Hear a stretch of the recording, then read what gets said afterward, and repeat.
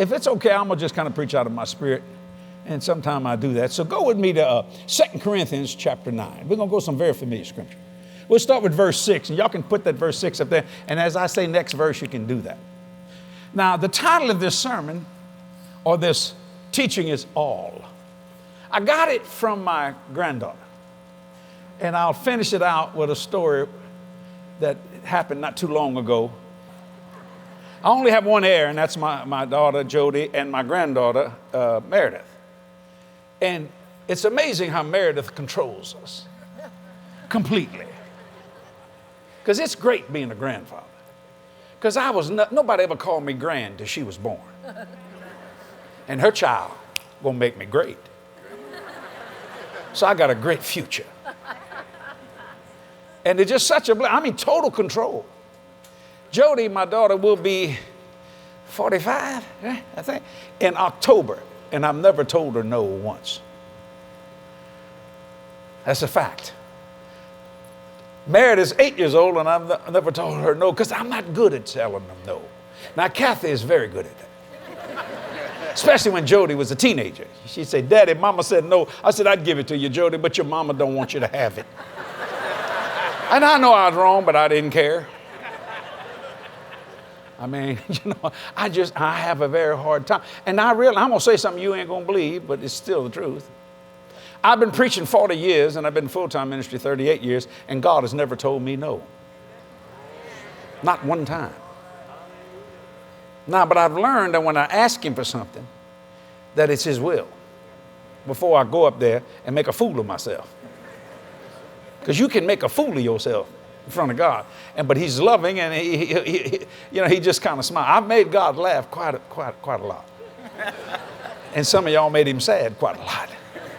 So I had to kind of cheer him up a little bit. Glory to God. You think I'm kidding you? See, people don't understand that at all. Because you see, they got relationship, they don't have fellowship. See, all they ever think about God is praying. I like conversations. I like sitting down in my study and say, hey, God, let's talk a little bit. Come, let us reason together. It's just wonderful. 2 Corinthians chapter 9, verse 6 says, but this I say, this is Paul writing to the church of Corinth, but this I say, he which soweth sparingly shall reap also sparingly. And he which soweth bountifully shall reap also bountifully. Now, what part of that you don't understand? What part of that you didn't get? Because there's no faith in that verse at all. Zero. That verse only has action and reaction. That's it. There's no faith in it. It's just a simple statement. If you sow sparingly, you reap sparingly. If you sow bountifully, you reap bountifully. No faith at all. Action, reaction. Next verse. It says, every man or every person according as they purpose in their heart. Purpose in their heart, not in the head. So you don't need a heart bypass, you need a head bypass. Every man according as he purpose in his heart, so let him give. Not grudgingly. Now watch this, I'm going to knock you in the head with this. No, necessity. Why do you ask God for a need? Because that verse said you shouldn't. Why are we so need orientated? When God said he'll supply how much need? All. How much need? All. Every man according as he purposed in his heart. What is purpose? Purpose is foundation. Purpose affords you anchorage in the times of battle. If you're a person of purpose, you've got foundation of your feet, under your feet. When you become a person of purpose, something else is created in your purpose, which is prayer. So you could read that verse, every man according as he purposed and prayed. But when you purpose and prayer together, something else begins to develop called perception. So you could read that verse this way, every man according as he purpose, prayed, and perceived. Perception. Knowing what to do, when to do, where to do it, and how to do it. Or like Ray Charles used to say, we make it do what it do. So you can read that verse this way, every man according as he purpose, prayed, and perceived. But when you put purpose, prayer, and perception together, then something else is created. Power. Now people love power, but it's the most dangerous one out of all of them. Because you see, you must be superior to power instead of driven by power. That's why politicians mess up. That's why preachers mess up. Power. Now let me show you how much power Jesus had. You know, everybody was always trying to kill Jesus. Everybody was trying to put a hit on him all the time. He'd get close to a mountain, they try to push him off a cliff. Finally, Jesus had enough one day. Sometime enough is enough. And Jesus turned around and said, let me tell you something, boys. Now I'm going to paraphrase it. I can call more than 12 legions of angels to handle this situation. Now let me give you an idea how much power that is. One angel in the Bible, one, knocked down 185,000 men. One. If 12 legions of angels would have come, 20,400,000,000 men would have bit the dust in a lick. But the world has not known that kind of population. But because Jesus was superior to that power, instead of driven by that power, he went to the cross so you don't have to go. So you could read that verse, every man according as he purposed, prayed, perceived, and powered, so let him give. Now notice his next statement, not grudgingly. Have you ever give grudgingly? Have you ever give sometime and you went home and said, I shouldn't have done that? Be honest, hold your hand up. I'm putting both my hands up. Because an emotional financial pull was placed on you. And all of a sudden you said, I shouldn't have done that. Now you know why you did that? You didn't purpose in your heart. See, when you purpose in your heart, that's done before you get to church. That's not done while you're at church. Because when you go into church, you want to be a blessing. Because giving is not an act of the wallet, it's an act of the heart. It's an act of worship. That's why the three wise men said, let's go worship him. Do you understand what I'm saying? So when an offering is taken or received, it's an act of worship to God because he don't need nothing you got. Is you worship him with something that you desperately need in an economic world. And never be afraid of money. Just don't fall in love with it because it is a Judas. It will leave you flat. It'll let you starve. Because see, it's not security at all. It's just paper. You see what I'm saying? So you can say, every man according as he purposed, prayed, perceived, and powered, so let him give, not grudgingly, nor of necessity. Kathy, some of you have heard me say this many times. She said, Jesse, you never ask God for a need. I said, I never will. I don't deal with needs at all. Nothing. I tell God what I want. Because when you get what you want, you destroy all your need. You don't even think about your need when you got what you want. Now, a lot of people say that's greed. No, that's growth. The Lord's my shepherd, I shall not what?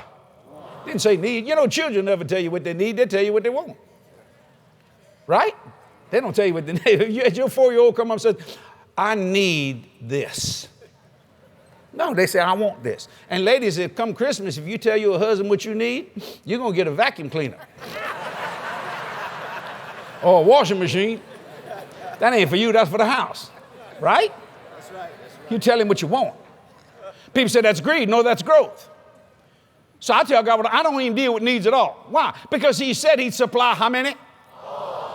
So why should I have a need? Don't shout me down, I'm preaching good. So I don't even deal with need. It never crosses my mind, it never crosses my lips. But I tell him what I want. People say that's greed. No, that's growth. That's why I've never had a grudging gift. Because I purposed before I got there.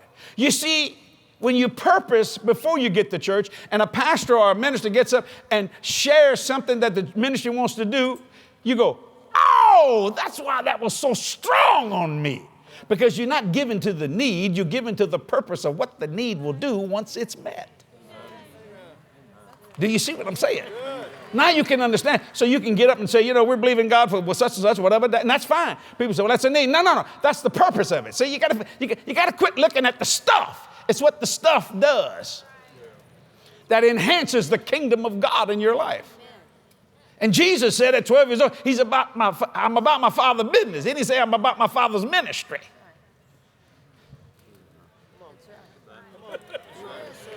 Oh, y'all ain't hearing me. I'm going over here. I'm going to talk over there. He's about the Father's, about his business. Why? He's Jewish. They run in the temple. Listen. Yeah, he astounded them with his knowledge of Scripture. But what he astounded them more with how to run that temple. You want to talk business? And then he came back at 30 years old and kicked everybody out because they were all doing wrong things. Not operating and functioning in the business that God wanted them to do concerning that temple. Called the money changers. Every man according as he purposed, prayed, perceived, and powered, so let him give, not grudgingly nor of necessity. Because need is not a part of this at all. I've had many opportunities to fail in life. I just don't take any. And I'm very cautious. See, when the scriptures don't say much about something, you should be very cautious about saying anything. Because you come out with a homiletical, hermeneutical, philosophical, theological thought. It may sound intellectual, but it won't hold no water. You see what I'm saying? People don't believe. I had a man jump my case not long ago. He said, I don't believe in healing. I said, you ain't got sick enough yet. I said that when that doctor stick his finger in your face and say you got pancreatic cancer and you got 2 months to live, I said somebody like me becomes very, very important to you.